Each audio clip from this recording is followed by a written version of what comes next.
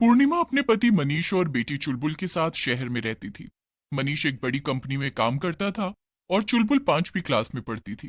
पूर्णिमा दिन भर घर के काम में व्यस्त रहती थी, मगर दोपहर में वो अक्सर खाली रहती थी। एक दिन पूर्णिमा ने सुना कि पास वाले घर में कुछ हलचल हो रही थी। ओहो, लगता है बगल वाले घर में कोई नया रहने आया है। चलो अच्छा है, ये घर कब से खाली भी पड़ा हुआ था। अब कोई नया रहेगा तो थोड़ी चहल पहल भी रहेगी। पूर्णिमा फिर से अपने कामों में लग जाती है और चुलबुल के स्कूल से आने का टाइम हो जाता है। वो दरवाजे पर जाकर चुलबुल का रास्ता देखने लगती है कि तभी उसे दिखाई देता है कि चुलबुल तो बगल वाले घर के दरवाजे पर खड़ी थी। अरे, ये क्या? ये चुलबुल भला किससे बात कर रही है? पूर्णिमा जाकर देखती है तो उसे वहां एक औरत दिखती है। जी नमस्ते, मेरा नाम मोना है। मैं अभी अभी आपके पड़ोस में रहने आई हूँ। ये बच्ची यहाँ से जा रही थी तो बस मैं इससे बात करने लगी। आपको बुरा लगा हो तो माफ कीजिएगा। अरे नहीं नहीं, इसमें भला बुरा लगने जैसी क्या बात है? हम तो अब पड़ोसी हैं तो बातचीत तो लगी ही रहेगी। फिर पूर्णिमा चुलबुल के साथ घर आ जाती है और शाम को अपने पति से कहती है, अरे आपको पता है हमारे बगल वाले घर में एक नई पड़ोसन शिफ्ट हुई है। उनका नाम मोना है। अरे वाह, अच्छी बात है। कब से वो घर खाली पड़ा था? हाँ, मुझे तो वो बहुत अच्छी लगी। बातें भी बड़ी अच्छी अच्छी कर रही थी और चुलबुल को भी वो पसंद आई। देखो पूर्णिमा, वो तुम्हें पसंद आई ये अच्छी बात है, लेकिन जरा संभल के। आजकल जमाना बहुत खराब है। ऐसे इतनी जल्दी किसी से घुलना मिलना ठीक नहीं। अरे क्या आप भी ये टीवी पर उल्टे सीधे क्राइम वाले सीरियल देख देख कर आपका दिमाग खराब हो गया है। वो अच्छी औरत है। मैं तो तुम्हारे ही भले के लिए कह रहा हूँ, लेकिन खैर, तुमने मेरी सुनी ही कब है जो अभी सुनोगी। जैसा सही लगे वैसा करो। इसके बाद पूर्णिमा और चुलबुल की मोना से दोस्ती और गहरी होने लगती है। तीनों अक्सर शाम को साथ में बैठा करते थे और कई बार पूर्णिमा चुलबुल को मोना के घर खेलने भेज देती थी। एक दिन पूर्णिमा को अचानक मनीष के साथ अपने ससुराल जाना पड़ा। मनीष की माँ की तबीयत बहुत खराब थी और वो हॉस्पिटल में एडमिट थी। पूर्णिमा को चुलबुल को साथ ले जाना सही नहीं लगा, इसलिए उसने उसे मोना के घर पर छोड़ दिया था। देख रहे हो मनीष, तुम कहते थे कि मोना से दोस्ती करना सही नहीं, लेकिन आज वही हमारे इतने काम आई है। चुलबुल किसी के भी घर नहीं रुकती थी, लेकिन देखो वो खुशी खुशी मोना के साथ रुक गई। मनीष पूर्णिमा की बात सुनकर भी कुछ नहीं बोलता है, लेकिन उसे मोना कुछ ठीक नहीं लग रही थी, मगर वो पूर्णिमा के सामने कुछ नहीं कह पाया। 2 दिन बाद पूर्णिमा और मनीष वापस आ जाते हैं। जब वो घर वापस आते हैं तो चुलबुल मोना के साथ खेल रही थी। चुलबुल बेटा, आओ। देखो मम्मी पापा वापस आ गए हैं। मगर चुलबुल मनीष की आवाज को एकदम अनदेखा कर देती है। चुलबुल फिर से कुछ नहीं बोलती है। मनीष को चुलबुल का ऐसे चुप रहना पसंद नहीं आता है और वो उसे लेकर घर चल पड़ता है। मगर चुलबुल अपना हाथ छुड़ाकर मोना के पास भाग जाती है। पूर्णिमा और मनीष दोनों ही ये सब देखकर हैरान रह जाते हैं। जल्दी यहाँ से चलो चुलबुल, वरना अच्छा नहीं होगा। इतना कहकर मनीष चुलबुल को थप्पड़ मारने ही जा ही रहा था कि मोना को गुस्सा आ जाता है और वो मनीष का हाथ पकड़कर मोड़ देती है। मोना की आंखें एकदम लाल हो जाती हैं और वो एक डरावनी चुड़ैल में बदल जाती है। ये क्या? ये तो आह, ये तो एक चुड़ैल है। अरे कोई बचाओ मेरी बेटी को इससे। लेकिन मनीष या पूर्णिमा कोई भी उस चुड़ैल को हाथ लगाता, उसके पहले ही चुलबुल ने एक चाकू उठा लिया और अपने माँ बाप को मारने के लिए दौड़ पड़ी। मनीष और पूर्णिमा डर के कमरे के बाहर भाग गए। हे भगवान, आज मेरी अपनी बेटी मुझे मारने के लिए भाग रही है। वो जरूर इस चुड़ैल के वश में है। ये सब तुम्हारी गलती है पूर्णिमा। तुमसे मैंने मना किया था कि इस औरत से दूर रहो। पूर्णिमा जोर जोर से रोने लगती है। मुझे माफ कर दीजिए, मुझसे बहुत बड़ी गलती हो गई। अब हम क्या करें? हम अपनी बेटी को कैसे बचाएं? रोना बंद करो, अंदर चलो। हम कुछ ना कुछ रास्ता जरूर निकाल लेंगे। फिर दोनों घर के अंदर चले जाते हैं। दोनों को ही समझ में नहीं आ रहा था कि वो आखिर क्या करे और कैसे चुलबुल को घर वापस लेकर आए।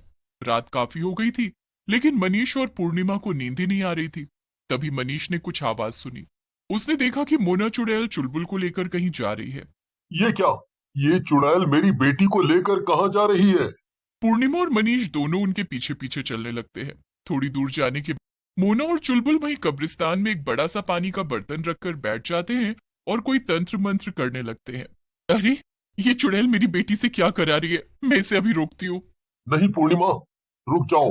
मुझे देखने दो कि आखिर यहाँ पे हो क्या रहा है। मनीष ध्यान से सब कुछ देखता है और पूर्णिमा को लेकर घर आ जाता है। अरे ये क्या?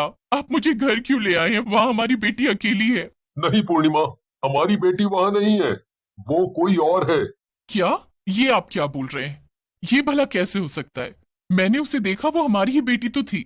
मैंने ध्यान से देखा था, वो लड़की जो वहां चुलबुल बनकर बैठी थी, उसकी परछाई उस पानी के बर्तन में दिख रही थी, और वो बहुत काली परछाई थी। वो हमारी बेटी नहीं हो सकती है, जरूर वो कोई और है। मुझे तो कुछ समझ ही नहीं आ रहा है कि आप कहना क्या चाहते हैं। कल तक का इंतजार करो, कल तुम्हें सब कुछ समझ आ जाएगा। सब्र रखो। इतना कहकर मनीष और पूर्णिमा दोनों सोने चले जाते हैं। अगले दिन मनीष एक बहुत बड़े साधु बाबा को घर लेकर आता है और सारी बातें बताता है। मैं सब समझ गया हूँ। वो चुड़ैल बहुत खतरनाक है और वो अकेली नहीं है।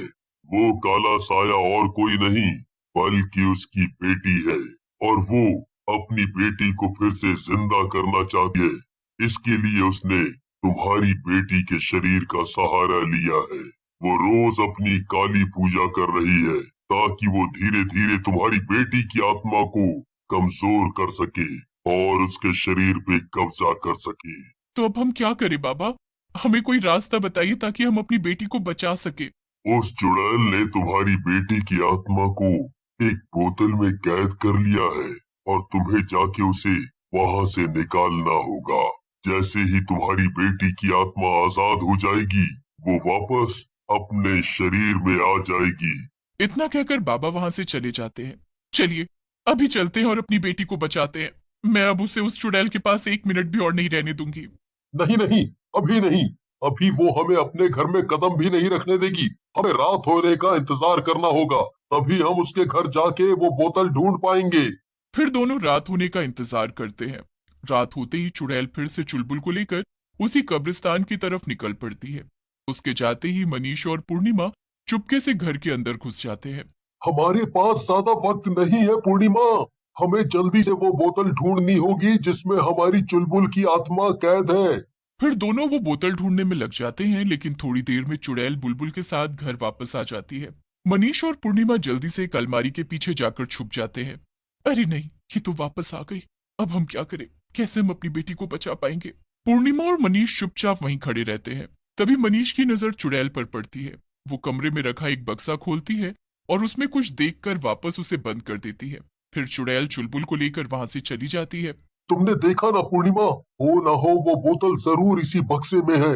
इसीलिए इस चुड़ैल ने इसे इतना संभाल के रखा है। हाँ बिल्कुल ठीक कह रहे हैं। चलो चलकर उस बक्से को खोलते हैं और अपनी बेटी को आजाद करते हैं। दोनों भागकर जाते हैं और उस बक्से को देखते हैं। ये क्या? इसमें तो ताला लगा है। हटो, मैं इसे तोड़ता हूँ। हमारे पास ज्यादा वक्त नहीं है। मनीष जोर से उस ताले को तोड़ने लगता है। चुड़ैल उसे देख लेती है और भागी भागी आती है। लगता है तुम दोनों को अपनी जान प्यारी नहीं है। तुम फिर से यहाँ आ गए। रुको, मैं अभी तुम्हारा खेल खत्म करती हूँ। तुम्हें मारकर ही मैं अपने मकसद में कामयाब हो पाऊंगी, वरना तुम मुझे मेरा काम नहीं करने दोगे। खेल तो अब तेरा खत्म होगा चुड़ैल। तू हमारी बेटी को मारना चाहती थी ना, लेकिन ये देख, मेरे हाथ में क्या है। मनीष को वो बोतल मिल गई थी जिसमें चुलबुल की आत्मा कैद थी। उसे देखते ही चुड़ैल की हालत खराब हो गई और वो डर से कांपने लगी। नहीं नहीं नहीं, उसे मुझे वापस करो। नहीं नहीं, ऐसा नहीं हो सकता। मनीष उस चुड़ैल की एक नहीं सुनता और बोतल को जमीन पर पटक देता है। बोतल टूट जाती है और चुलबुल की आत्मा आजाद हो जाती है। वो अपने शरीर में वापस चली जाती है। चुड़ैल और उसकी बेटी दोनों तड़पने लगते हैं और वहां से गायब हो जाते हैं। चुलबुल बेटा, तुम ठीक तो हो ना? अगले ही दिन वो तीनों उस घर को हमेशा हमेशा के लिए छोड़कर चले जाते हैं जहां उन्हें वो चुड़ैल पड़ोसन मिली थी।